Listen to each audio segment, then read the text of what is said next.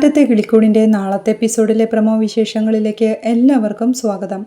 Video ആദ്യമായി കാണുകയാണെങ്കിൽ support ചെയ്ത് സബ്സ്ക്രൈബ് ചെയ്ത് ലൈക്ക് ചെയ്യാൻ മറക്കല്ലേ. അവിടെ ഹാളിലിരിക്കുന്ന നിധിക്ക് സുഭാഷ് ഏട്ടൻ കുടിക്കാൻ വെള്ളം കൊണ്ട് കൊടുക്കുക. അവൾ വെള്ളം വാങ്ങി കുടിക്കുമ്പോഴേക്കും സുഭാഷ് ഏട്ടനും എല്ലാവരോടുമായി പറയുന്നുണ്ട്, പുറത്തു പോകുന്ന നിധിയെ ഇനി തനിച്ചു വിടരുതെന്നും നമ്മളിൽ ആരെങ്കിലും എപ്പോഴും കൂടെ ഉണ്ടാവണമെന്നും. എന്തിനു സുഭാഷ് ഏട്ട എന്ന് നിധിയും ചോദിക്കുന്നുണ്ട്. സുഭാഷും പറയുന്നുണ്ട്, തനിച്ചു പോയതുകൊണ്ടല്ലേ ഇത്ര വലിയ പ്രശ്നങ്ങൾ ഉണ്ടായത്. ഈ നാട്ടുകാരൊന്നും മാറാൻ പോകുന്നില്ല. വായിൽ തോന്നിയതെല്ലാം അവരിനിയും വിളിച്ചു പറഞ്ഞുകൊണ്ടേയിരിക്കും. ഇതെല്ലാം നമ്മുടെ ജീവിതത്തെയാ ബാധിക്കുക.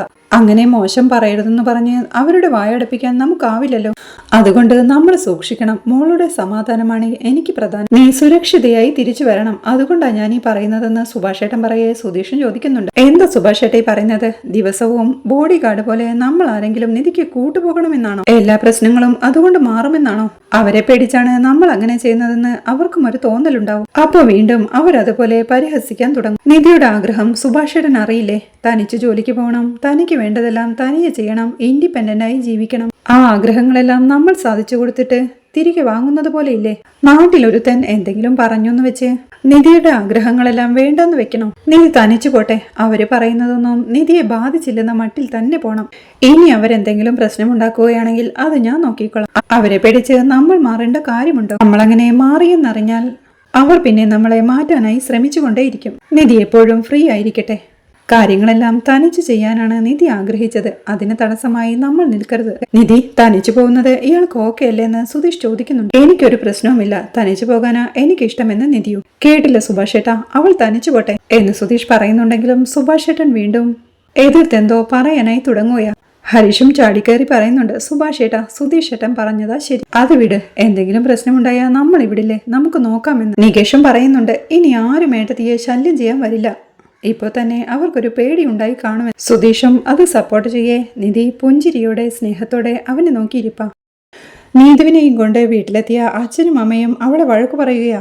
അച്ഛൻ അവളോടായി പറയുന്നുണ്ട്, നന്നായിട്ടുണ്ട് മോളെ, പോലീസിന് മുന്നിൽ സ്വന്തം കുടുംബത്തല്ലേ ഒറ്റുകൊടുത്തത്. നീ ഇങ്ങനെ തരം താഴ്ന്ന രീതിയിൽ ചിന്തിക്കുമെന്ന് ഞാൻ കരുതിയില്ല. അഖിലും ദേഷ്യത്തോടെ ചോദിക്കുക, സത്യത്തിൽ ഇത് നിങ്ങളുടെ മകൾ തന്നെയാണോ, അതോ കുപ്പത്തോട്ടിന്ന് കിട്ടിയതാണോ? സ്വന്തം കുടുംബത്തോട് ഒരു സ്നേഹവുമില്ല.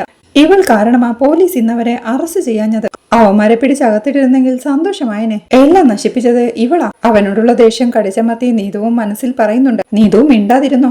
അമ്മയുടെ കയ്യിൽ നിന്ന് കിട്ടിയ അടിയുടെ വേദന ഇതുവരെ മാറിയിട്ടില്ല. ഇനി ഇവന്റെ കയ്യിൽ നിന്ന് കൂടി വാങ്ങിച്ചു കൂട്ടാനുള്ള ശക്തിയില്ല. മിണ്ടാതിരിക്കുന്നതാ നല്ലത്. അമ്മയും ദേഷ്യത്തോടെ പറയുന്നുണ്ട്, ഇവൾക്ക് ഇവിടെ എന്തിന്റെ കുറവുണ്ടായിട്ടാ? ഇവൾക്ക് വേണ്ടതെല്ലാം നമ്മൾ ചെയ്തു കൊടുക്കുന്നില്ലേ? പോറ്റി വളർത്തിയ കുടുംബത്തെക്കാൾ നിനക്ക് വലുത് ആ മെക്കാനിക് പണിക്കാരനും അവന്റെ കുടുംബവുമാണല്ലേ. നമ്മളെ നാട്ടുകാരുടെ മുന്നിൽ നാണം കെടുത്തിയില്ലേ ഇവള്? എല്ലാം ചെയ്തു വെച്ചിട്ട് മിണ്ടാതിരിക്കുന്നത് കണ്ടില്ലേ? എല്ലാ കഥയും എല്ലാവരും അറിഞ്ഞു. ഇനി അതിനെപ്പറ്റി ചോദിച്ചുകൊണ്ടേയിരിക്കും. നമുക്ക് ഈ നാട്ടിൽ തലയുയർത്തി ജീവിക്കാൻ കഴിയോ? എല്ലാത്തിനും ഇവളാണ് കാരണം എന്ന് പറഞ്ഞമ്മ അവളെ അടിക്കാനായി തുടങ്ങുമ്പോഴേക്കും അച്ഛൻ അമ്മയെ തടയുന്നുണ്ട്. ഇങ്ങനെ അടിക്കാതിരി, അവൾക്ക് എന്തെങ്കിലും ആയി പോകുമെന്ന്. എന്തെങ്കിലും ആവട്ടെ, ഞാനല്ലേ ഇവളെ പ്രസവിച്ചത്, ഞാൻ തന്നെ അടിച്ചു കൊല്ലട്ടെ എന്ന് പറഞ്ഞ് നീതുവിനോടായി. നോക്ക് നീതു, നിനക്ക് തന്ന സമയം കഴിഞ്ഞു. ഇനി ഈ വീടിനെ പുറത്തിറങ്ങി പോവരുത്. എപ്പോ നീ ഞങ്ങൾക്കെതിരെ പോലീസിനോട് പറഞ്ഞോ അപ്പോ എല്ലാം തീർന്നു. വീട് വിട്ടിറങ്ങിയാലല്ലേ അവനെ കാണാൻ പറ്റൂ. കാലെടുത്ത് പുറത്തു കുത്തിയാൽ ആ കാല് ഞാൻ വെട്ടും എന്ന് താക്കീത്തോടെ പറഞ്ഞ് അഖിലിനോട് അവളെ ഡോർ അടച്ച് ലോക്ക് ചെയ്യാനായി പറയുന്നുണ്ട് അമ്മ. ഇനി ഇവൾ എങ്ങനെ പുറത്തിറങ്ങി പോകുമെന്ന് എനിക്കൊന്ന് കാണണമല്ലോ എന്ന് പറഞ്ഞ് ഡോർ ലോക്ക് ചെയ്ത് പുറത്തിറങ്ങുക നീതുവിന്റെ അമ്മയും അച്ഛനും അഖിലുമെല്ലാം. രാത്രി ഉറങ്ങാൻ കിടക്കുന്ന സുധീഷും ഹരീഷും അവർക്ക് വേണ്ടി നിധിയും നീതുവുമെല്ലാം വാദിച്ച കാര്യങ്ങൾ സന്തോഷത്തോടെ ഓർക്കുകയാ. ഹരീഷ് സന്തോഷത്തോടെ ചിരിക്കുമ്പോഴേക്കും, എന്നെ കണ്ടിട്ടാണോ നീ ചിരിക്കുന്നതെന്ന് ദേഷ്യത്തോടെ സുധീഷും ചോദിക്കുന്നുണ്ട്. വേറൊരു കാര്യം ആലോചിച്ചാണെന്ന് പറഞ്ഞ് സുധീഷിനെ കെട്ടിപ്പിടിച്ച് രൂമ കൊടുക്കുകയാ ഹരീഷ്. എന്തുപറ്റി? എന്താ നിനക്കൊരു മാറ്റമെന്ന് സുധീഷും ചോദിക്കുക. താൻ ഇന്ന് വളരെ സന്തോഷത്തിലാണെന്നും അതെങ്ങനെ പ്രകടിപ്പിക്കേണ്ടതെന്ന് അറിയില്ലെന്നും ഹരീഷ് പറയുന്നുണ്ട്. അതിന് മാത്രം സന്തോഷം എന്താണെന്ന് സുധീഷ് ചോദിക്കേ. നീതുവില്ലേ, അവൾ സൂപ്പർ അല്ലേ എന്ന് ഹരീഷ് ചോദിക്കുക. സൂപ്പർ ആണെന്നൊന്നും പറയാൻ പറ്റില്ല, തരക്കേടില്ല. നിനക്ക് അവളെ ഇഷ്ടമല്ലേ, പിന്നെ അവളെ എങ്ങനെയായാലെന്താ എന്ന് സുധീഷ് ചോദിക്കേ. അതല്ല ഞാൻ പറഞ്ഞത്. നമ്മുടെ വീട്ടുകാരെ സപ്പോർട്ട് ചെയ്ത് അവൾ നമുക്ക് വേണ്ടി വാദിച്ചു. സ്വന്തം കുടുംബത്തെ എതിർത്ത് അച്ഛന്റെയും അമ്മയുടെയും മുന്നിൽ വെച്ച് നമ്മുടെ ഭാഗത്താ ന്യായമെന്നവൾ പറഞ്ഞു. അതിനൊരു തന്റെ ഇടമൊക്കെ വേണ്ടേ എന്ന് ഹരീഷ് ചോദിക്കുന്നുണ്ട്. അവൾ നല്ല ധൈര്യമുള്ള കുട്ടിയാടാ. അവളുടെ ക്യാരക്ടർ സൂപ്പർ ആണെന്ന് സുധീഷും പറയുക. എങ്ങനെയാ അവളെ ഇഷ്ടമായതെന്ന് എനിക്കറിയില്ലെന്ന് ഹരീഷും പറയുന്നു. നീ എപ്പോഴും ഇതുതന്നെയാണല്ലോ പറയുന്നത്. ഞാൻ എപ്പോ കടയിലേക്ക് വന്നാലും അവൾ അവിടെ ഉണ്ടാവും. വെളുക്കുവോളം നിങ്ങൾ ഫോണിൽ സംസാരിച്ചു കൊണ്ടേയിരിക്കുന്നു. പക്ഷേ ഇഷ്ടമായത് എപ്പോഴാണെന്ന് അറിയില്ലെന്ന് മാത്രം പറയുന്നു. എന്താടാ നീ ഇങ്ങനെയൊക്കെ പറയുന്നതെന്ന് സുധീഷൻ ചോദിക്കുന്നുണ്ട്. അവളെ എനിക്ക് ഇഷ്ടമാണ്. ഇപ്പോഴാണ് ഞാൻ അവളെ സിൻസിയറായി പ്രണയിക്കാൻ തുടങ്ങിയത്. എനിക്കൊരു പ്രശ്നം വന്നപ്പോ ഉടനെ വന്നത് കണ്ടില്ലേ? ഇനി ഞാൻ അവൾക്ക് വേണ്ടി എന്തു ചെയ്യും എന്ന് ഹരീഷ് പറയെ സുധീഷും പറയുന്നുണ്ട്. ഹരീഷെ സൂപ്പർ, നീ ഇങ്ങനെ പറയുന്നത് കേൾക്കാൻ തന്നെ ഒരു സുഖം. നീതു വീട്ടിലേക്ക് പോയതിനു ശേഷം അവിടെ എന്താ നടന്നതെന്ന് അറിയാമോ? അവളുടെ വീട്ടുകാർ അവരെ വെറുതെ വിടാൻ പോകുന്നില്ലല്ലോ എന്ന് സുധീഷ് ചോദിക്കുന്നുണ്ട്. അതോർത്ത് എനിക്കും ടെൻഷനുണ്ട്. അവളുടെ കുടുംബം ഒരു റൗഡി കുടുംബമാണ്. അവളുടെ ചേട്ടൻ ഒരു വൃത്തികെട്ടവനാ. എപ്പോഴും നീതുവിനോട് ഇതും പറഞ്ഞ് വഴക്കുണ്ടാക്കിക്കൊണ്ടേയിരിക്കും എന്ന് ഹരീഷ് ടെൻഷനോടെ പറയെ അവളെ ഒന്ന് ഫോണിൽ വിളിച്ചു നോക്കാനായി പറയുന്നുണ്ട് സുധീഷ്. അവളുടെ കയ്യിൽ ഫോണില്ലെന്നും തന്നോട് സംസാരിക്കുന്നത് കണ്ട് അതവർ വാങ്ങി എറിഞ്ഞൊടിച്ചെന്നും ഹരീഷ് പറയുന്നു. ഓ, ഇതിനിടയ്ക്ക് അങ്ങനെയുള്ള വയലൻസ് എല്ലാം കഴിഞ്ഞോ എന്ന് സുധീഷ് ചോദിക്കുമ്പോഴാണ് ഞാനൊന്ന് നീതുവിനെ പോയി കാണട്ടെ എന്ന് ഹരീഷ് ചോദിക്കുന്നത്. ഈ രാത്രിയോ എന്ന് സുധീഷ് ചോദിക്കെ അതെ, എനിക്ക് അവളെ കാണാൻ തോന്നുന്നുവെന്ന് ഹരീഷ്. ശരി വാ പോവാം എന്ന് പറഞ്ഞ് സുധീഷും ഹരീഷും കൂടി എഴുന്നേൽക്കുമ്പോഴാണ് ഹരീഷിന്റെ മൊബൈലിലേക്ക് ഒരു കോൾ വരുന്നത്. അൺനോൺ നമ്പറാണെന്ന് ഹരീഷ് പറയെ ആ കോൾ അറ്റൻഡ് ചെയ്യാനായി സുധീഷ് പറയുന്നുണ്ട്. അവൻ സംശയത്തോടെ കോൾ എടുക്കുമ്പോഴേക്കും അപ്പുറത്ത് നീതുവായിരുന്നു. നീതുവോ, ഇതെന്താ പുതിയ നമ്പറിൽ നിന്ന് സംസാരിക്കുന്നതെന്ന് ഹരീഷും ചോദിക്കുക. ഇതെന്റെ അച്ഛന്റെ നമ്പറാ. അച്ഛൻ അറിയാതെ ഞാൻ വിളിക്കുന്നത്. നീ എന്നെ കുറിച്ചോർത്ത് വിഷമിക്കുന്നുണ്ടാവുമെന്ന് കരുതി, അതുകൊണ്ടാണ് ഞാൻ വിളിച്ചതെന്ന് അവൾ പറയുന്നുണ്ട്. അവിടെ പ്രശ്നം എന്തെങ്കിലും ഉണ്ടോ എന്ന് ഹരീഷും ചോദിക്കുക. ഇവിടെ പ്രശ്നമൊന്നുമില്ലല്ലോ എന്ന് ഹരീഷ് ചോദിക്കേ. പ്രശ്നമൊക്കെ ഉണ്ട്, അടിയും വഴക്കും എല്ലാം ഉണ്ടായിരുന്നു. ഇപ്പൊ കുഴപ്പമൊന്നുമില്ല. നീ അതൊന്നും ഓർത്ത് വിഷമിക്കാതെ ഹരീഷെ. എനിക്കൊരു കുഴപ്പവുമില്ല. അത് പറയാനാ ഞാൻ വിളിച്ചതെന്ന് നീതു പറയുന്നുണ്ട്. ഹരീഷും പറയുകയാ എന്തെങ്കിലും പ്രശ്നമുണ്ടെങ്കിൽ ഉടനെ വിളിക്കണം. എനിക്ക് നീതുവിനെ വിളിച്ച് ചോദിക്കാനും കഴിയില്ലല്ലോ. നിന്നെ കുറിച്ച് ഓർത്ത് ടെൻഷനോടെ ഇരിക്കുമ്പോഴാണ് നിന്റെ കോൾ വന്നതെന്ന് ഹരീഷ് പറയുകയാണ്. നീതുവും പറയുന്നുണ്ട് എനിക്ക് കുഴപ്പമൊന്നുമില്ല ഹരീഷെ, നീ നല്ലപോലെ ഉറങ്ങുന്നു. എനിക്ക് അധിക നേരം ഇങ്ങനെ വിളിക്കാൻ പറ്റില്ല, ഞാൻ വെക്കുകയാണ്. ഈ നമ്പറിലേക്ക് തിരിച്ച് കോൾ ചെയ്യരുത് കേട്ടോ. സമയം കിട്ടുമ്പോൾ ഞാൻ വിളിച്ചോളാം, അല്ലെങ്കിൽ നമുക്ക് നേരിട്ട് കാണാം. ശരി ബൈ എന്ന് പറഞ്ഞ് നീതു കോൾ വെക്കുകയാണ്. ഹരീഷിനോടായി സുധീഷും ചോദിക്കുന്നുണ്ട്. എന്താടാ ഹരീഷെ, എല്ലാം ഓക്കെ അല്ലേ? കണ്ടില്ലേ സുധീഷേട്ടാ, ഞാൻ അവളെ കുറിച്ച് ഓർത്ത് ഉറങ്ങാതെ ടെൻഷനോടെ ഇരിക്കുമ്പോൾ അവൾ റിസ്ക് എടുത്ത് അവളുടെ അച്ഛന്റെ ഫോണിൽ നിന്ന് എന്നെ വിളിച്ചിരിക്കുന്നു. ഇങ്ങനെ എന്നെ ആശ്വസിപ്പിക്കാനായി ഓരോന്ന് ചെയ്താ അവൾ എന്റെ മനസ്സിൽ കയറി പറ്റിയത്. എന്റെ മനസ്സ് നിറഞ്ഞു എന്ന് പറഞ്ഞ് സുധീഷിനെ സന്തോഷത്തോടെ ചേർത്ത് പിടിച്ച് കിടക്കുകയാ ഹരി. പിന്നീട് എല്ലാവരും ഉറങ്ങിക്കഴിഞ്ഞിട്ടും ഉറങ്ങാതെ കിടക്കുകയാ സുഭാഷ്. അഖിൽ നിധിയെ പരിഹസിച്ചതും അവൻ അപമാനിച്ചതിനാൽ സങ്കടത്തോടെ നിധി വീട്ടിലേക്ക് വന്ന കാര്യങ്ങളുമെല്ലാം ഓർത്തു കിടക്കുകയാ സുഭാഷ്. സുഭാഷ് പാതി എഴുന്നേറ്റ് സുധീഷിനെ ഉണർത്താതെ ഹരീഷിനെയും നികേഷിനെയും വിളിച്ചുണർത്തുകയാ. എന്താ സുഭാഷ് ഏട്ടെന്ന് അവർ ചോദിക്കെ. എനിക്കൊരു കാര്യം സംസാരിക്കാനുണ്ടെന്ന് സുഭാഷും. ഇപ്പൊ അങ്ങോട്ട് കിടന്നതല്ലേ ഉള്ളൂ എന്ന് ഹരീഷ് ചോദിക്കെ. സുഭാഷ് ഏട്ടാ, ഉറക്കം വരുന്നു എന്ന് നികേഷും. വളരെ പ്രധാനപ്പെട്ട ഒരു കാര്യമാ, ഒരു 10 മിനിറ്റ് വേണമെങ്കിൽ കുറച്ച് വെള്ളം എടുത്തു കുടിച്ചോ, ഉറക്കം പോയിക്കോളുമെന്ന് സുഭാഷ് നികേഷിനോടായി പറയുന്നുണ്ട്. അതൊന്നും വേണ്ട സുഭാഷ് ഏട്ടൻ പറ എന്ന് നികേഷ് പറയും.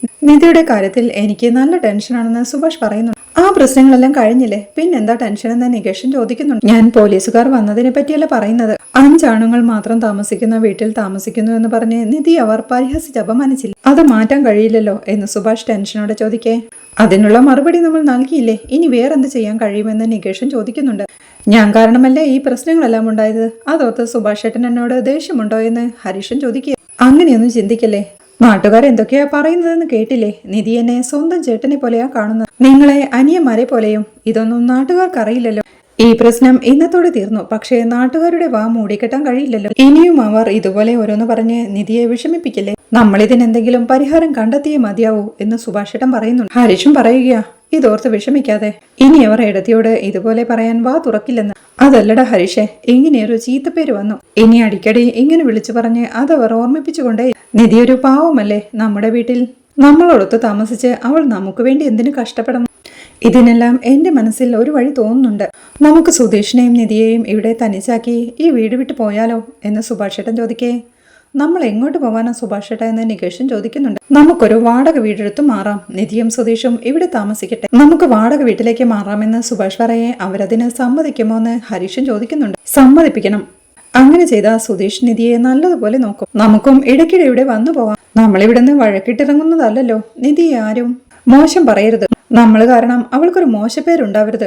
അതുകൊണ്ടാണ് ഞാൻ ഈ പറയുന്നത് എന്ന് സുഭാഷ് ഏട്ടൻ പറയുന്നത് കേൾക്കെ ടെൻഷനോടെ ഇരിക്കാൻ നികേഷേ നീ അപ്സെറ്റ് ആവാതടാ. നമ്മൾ അവരെ വിട്ട് വളരെ ദൂരത്തേക്കൊന്നും പോകുന്നില്ലല്ലോ. ഇവിടെ അടുത്തു തന്നെ ഒരു വാടക വീട് എടുക്കാം. നിധി നന്നായിരിക്കണമെന്ന് നീയും ആഗ്രഹിക്കുന്നില്ലേ എന്ന് സുഭാഷ് ഏട്ടൻ ചോദിക്കെ. എന്താ സുഭാഷ് ഏട്ടൻ ഇങ്ങനെ ചോദിക്കുന്നത്? എനിക്ക് മേട്ടത്തി സന്തോഷമായിരിക്കാനാണ് ആഗ്രഹം എന്ന് നികേഷ് പറയെ. അപ്പോ നമുക്ക് അത് തന്നെ ചെയ്യാമെന്ന് സുഭാഷും തീരുമാനിക്കുകയാണ്. അപ്പോഴാണ് അതുവരെ കണ്ണടച്ച് എല്ലാം കേട്ടുകൊണ്ട് കിടക്കുകയായിരുന്ന സുധീഷും പെട്ടെന്ന് എഴുന്നേൽക്കുന്നത്. അവൻ ദേഷ്യത്തോടെ എല്ലാവരെയും നോക്കിയിരിക്കെ, എടാ സുധീഷ്, നീ ഉറങ്ങിയില്ലായിരുന്നോ എന്ന് സുഭാഷേട്ടനും ചോദിക്കുന്നുണ്ട്. നിങ്ങൾ പറയുന്നതെല്ലാം കേട്ട് എനിക്കെങ്ങനെ ഉറങ്ങാൻ കഴിയും? സൂപ്പർ, ഫാന്റാസ്റ്റിക് ഐഡിയ എന്ന് സുധീഷ് പറയുന്നത് കേൾക്കെ, ഉറങ്ങാതെ കിടന്ന് ഞങ്ങൾ പറയുന്നതെല്ലാം കേട്ടുകൊണ്ട് കിടക്കുകയായിരുന്നല്ലേ എന്ന് ഹരീഷും ചോദിക്കുന്നുണ്ട്.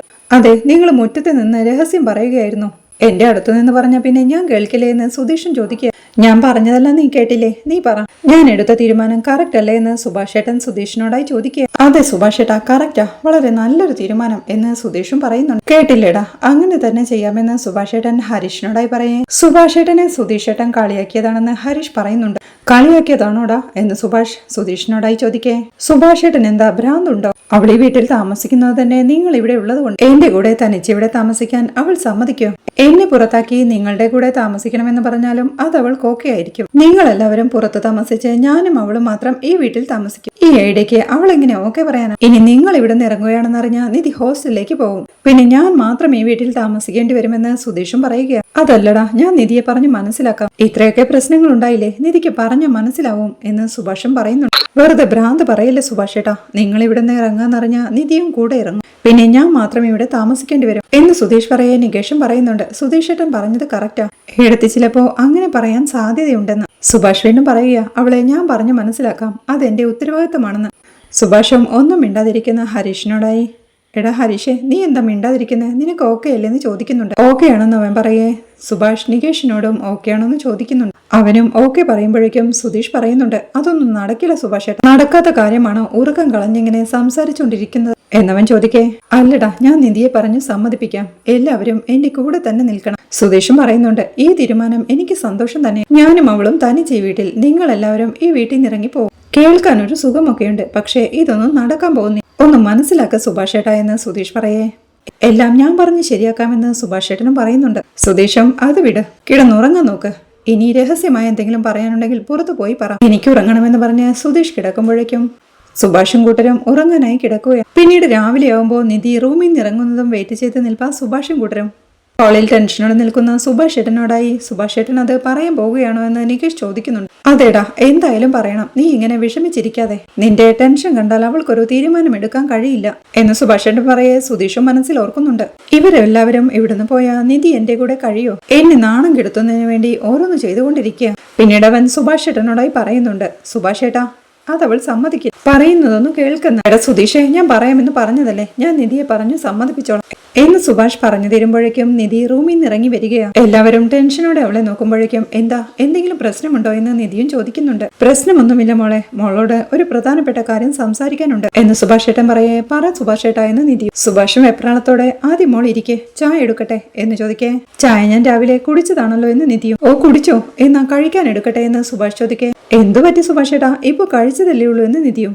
സുഭാഷിന്റെ ടെൻഷനോടുള്ള നിൽപ്പ് കണ്ട് എന്താ സുഭാഷ് ഏട്ടാ, എന്തു പറ്റി എന്ന് നിധി ചോദിക്കേ. ഒന്നുമില്ല മോളെ, ഇന്നലെ നടന്ന പ്രശ്നങ്ങളെല്ലാം ഓർത്ത് എനിക്ക് രാത്രി ഉറങ്ങാനേ കഴിഞ്ഞില്ല എന്നവൻ പറയേ. അതെല്ലാം കഴിഞ്ഞില്ല സുഭാഷ് ഏട്ടാ, ഇനിയും അതോർത്ത് ടെൻഷൻ അടിക്കണോ എന്ന് നിധിയും ചോദിക്കും. അതല്ല മോളെ, നമ്മളെല്ലാവരും ഈ വീട്ടിൽ കഴിയുന്നത് എങ്ങനെയാണെന്ന് നമുക്കറിയാം. നാട്ടുകാർക്ക് അതറിയേണ്ട കാര്യമില്ലല്ലോ. അവരെല്ലാവരും നമ്മളെ പറ്റി പറയുന്നത് എന്താണെന്ന് ഇപ്പോഴല്ലേ മനസ്സിലായത്. ഇനിയും ഒരു തീരുമാനം എടുക്കാൻ താമസിക്കുന്നതിൽ അർത്ഥമില്ല. നടന്നതെല്ലാം മനസ്സിൽ വെച്ച് ഞാനൊരു തീരുമാനമെടുത്തു എന്ന് സുഭാഷ് പറയേ. എന്താ സുഭാഷ് ഏട്ടാ ഇത്ര സീരിയസ് ആയി സംസാരിക്കുന്നത്? പ്രശ്നങ്ങളെല്ലാം തീർന്നതല്ലേ എന്ന് നിധിയും ചോദിക്കുക. നേരത്തെ ഉണ്ടായ പ്രശ്നങ്ങളെല്ലാം തീർന്നു, ഇനിയും പ്രശ്നങ്ങൾ ഉണ്ടായാൽ നമ്മൾ എന്ത് ചെയ്യും എന്ന് സുഭാഷ് ഏട്ടൻ ചോദിക്കേ. അത് ഫേസ് ചെയ്യണം, ഇതിലിപ്പോ ചോദിക്കാൻ എന്തിരിക്കുന്നു എന്ന് നിധിയും. സുഭാഷൻ ചോദിക്കുന്നുണ്ട്, ഞങ്ങൾക്ക് വേണ്ടി മോൾ എന്തിനാ ഇങ്ങനെ കഷ്ടപ്പെടുന്നത്? നാട്ടുകാരുടെ വായടപ്പിക്കാൻ ഞാൻ ഒരു തീരുമാനം എടുത്തിട്ടുണ്ട് എന്ന് സുഭാഷ് ഏട്ടൻ പറയുന്നത് കേൾക്കേ.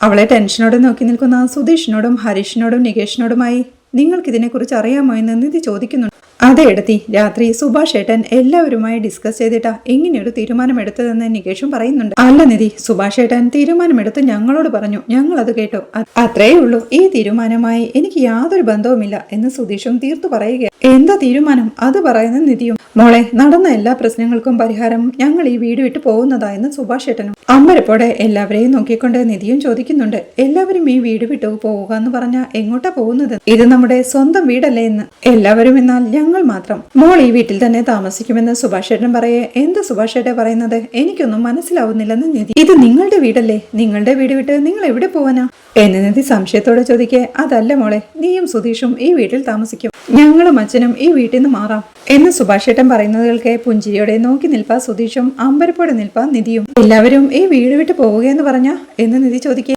ഞങ്ങളങ്ങനെ ദൂരേക്കൊന്നും പോകുന്നില്ല മോളെ, ഇവിടെ അടുത്തൊരു വീട് വാടകയ്ക്കെടുത്ത് അവിടെ താമസിക്കും എന്ന് സുഭാഷ് ഏട്ടൻ പറയെ. എന്തിനാ അങ്ങനെയെല്ലാം ചെയ്യുന്നതെന്ന് നിധിയും ചോദിക്കുക. മോളുടെ അന്തസ്സും അഭിമാനവുമാ ഞങ്ങൾക്ക് പ്രധാനം. ഇനി പുറത്തിറങ്ങിയാൽ മോളെ ആരും പരിഹസിക്കാൻ പാടില്ല. ഞങ്ങൾ 4 പേരും ഈ വീട്ടിൽ നിന്ന് മാറിക്കോളാം. നീയും സുധീഷും ഇവിടെ തന്നെ താമസിക്കണം എന്ന് സുഭാഷ് ഏട്ടൻ പറയുന്നവർക്ക് നിധിയും ചോദിക്കുന്നുണ്ട്. എങ്ങനെയാ സുഭാഷ് ഏട്ടൻ ഇങ്ങനെയെല്ലാം ചിന്തിക്കാൻ കഴിയുന്നത്? ഈ വീട്ടിൽ കുറച്ച് ഉത്തരവാദിത്തമുള്ളത് സുഭാഷ് ഏട്ടനാണെന്നാണ് ഞാൻ കരുതിയത്. ആ സുഭാഷ് ഏട്ടൻ ഇങ്ങനെയെല്ലാം ചിന്തിക്കാൻ പാടുണ്ടോ?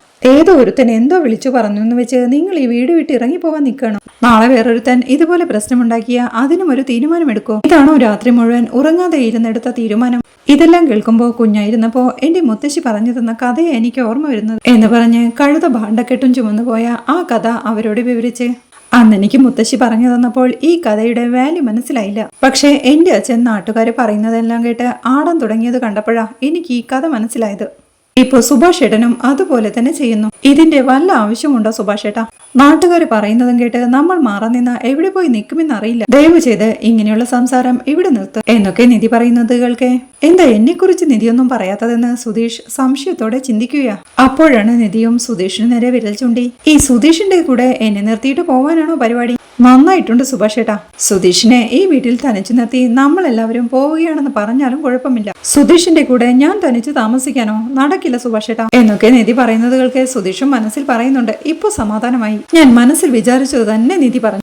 ദേഷ്യത്തോടെ നിധിയും ഇനിയും ഇക്കാര്യത്തെക്കുറിച്ച് കൂടുതൽ സംസാരിക്കരുതെന്ന് പറഞ്ഞ നിധി ദേഷ്യത്തോടെ അകത്തേക്ക് കയറി വാതിലടയ്ക്കുക. സുധീഷും പരങ്ങളോടെ നിൽക്കുന്ന സുഭാഷ് ഏട്ടന്റെ അരികിലേക്ക് ചെന്ന് എന്താ സുഭാഷ് ഏട്ടാ ഇത്? നിധിയെ കൊണ്ട് സമ്മതിപ്പിക്കുന്നത് എന്റെ ഉത്തരവാദിത്തമാണെന്ന് പറഞ്ഞിട്ട് എന്നിട്ട് അവൾ സംസാരിക്കുന്നതും കേട്ട് ഒതുങ്ങി നിൽക്കുകയല്ലായിരുന്നോ സുഭാഷ് ഏട്ടൻ എന്നവൻ ചോദിക്കേ. സുഭാഷും പറയുന്നുണ്ട് അതിനവൾ എന്നെ സംസാരിക്കാൻ അനുവദിക്കേണ്ടായിരുന്നു. അതെനിക്കറിയാം സുഭാഷ് ഏട്ടാ, അതുകൊണ്ടാണ് ഞാൻ വേണ്ടെന്ന് പറഞ്ഞത്. അവൾ അങ്ങനെ പറയുമെന്ന് ഞാനും വിചാരിച്ചില്ലെന്ന് സുഭാഷ് ഏട്ടനും പറയുകയാ. പിന്നെ എന്താ സുഭാഷ് ഏട്ടൻ വിചാരിച്ചത്? പറ. നിങ്ങളെല്ലാം പോയിക്കോ, ഞാനും സുധീഷും ഇവിടെ സന്തോഷമായി കഴിഞ്ഞോളാം എന്ന് പറയുമെന്ന് വിചാരിച്ചോ? എന്നെ നാണം കെടുത്താൻ വേണ്ടിയല്ലേ സുഭാഷ് ഏട്ടൻ ഇതെല്ലാം അവളോട് പറഞ്ഞത് എന്ന് സുധീഷ് ചോദിക്കെ. എഴുതി ഇതിന് സമ്മതിക്കില്ലെന്ന് എനിക്ക് തോന്നിയിരുന്നു. പക്ഷേ സുധീഷ് ഏട്ടന്റെ കൂടെ ഈ വീട്ടിൽ താമസിക്കാൻ പറ്റില്ലെന്ന് ഓപ്പണായി പറയുമെന്ന് കരുതിയില്ല എന്ന് ഹരീഷ് പറയേ. നികേഷും പറയുന്നുണ്ട്. ഏടത്തിക്ക് സമ്മതിച്ചില്ല, സമാധാനമായി. ഏടത്തിയെ ഈ വീട്ടിൽ തനിച്ചാക്കി നമ്മൾ വീട് മാറി താമസിക്കുന്നതോർത്ത് ഇന്നലെ രാത്രി ഉറക്കം വന്നിട്ടേ ഇല്ല എന്ന് നികേഷ് പറയേ. അക്കാര്യം ഓർത്താ നിനക്ക് ടെൻഷൻ അല്ലേ എന്ന് സുധീഷൻ ചോദിക്കുക. ഞാൻ നാണം കിടുന്നതിൽ നിങ്ങൾക്ക് ഒരു പ്രശ്നവുമില്ലല്ലേ എന്ന് സുധീഷ് ചോദിക്കെ. അങ്ങനെയൊന്നും ഇല്ലടാ എന്ന് സുഭാഷ് ഏട്ടൻ കൈകൂപ്പി സുധീഷും പറയുന്നുണ്ട്. എന്റെ സുഭാഷ് ഏട്ടാ, ഇവര് പറയുന്നത് ഞാൻ കേൾക്കും, പക്ഷേ സുഭാഷ് ഏട്ടൻ ഒരു വാക്കും മിണ്ടരുത് എന്ന് പറഞ്ഞ് ദേഷ്യത്തോടെ അവിടുന്ന് പോവുകയാ സുധീഷ്.